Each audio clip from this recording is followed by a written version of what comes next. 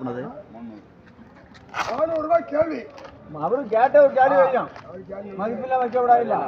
400 ரூபாய் 25 வாசல் 25 ரூபாய் 425 450 இங்க கேள்வி அடிபட்டு 450 450 450 460 460 ஒரு தரம் யாருக்கெல்லாம் விட்டுருவாங்க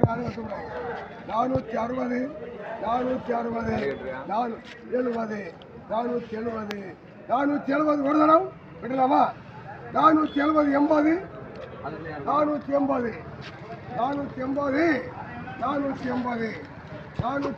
ஒரு தரம் 480 ரெண்டு தரம் 480 என்ன விடலாமா? 480 என்ன விடலாமா?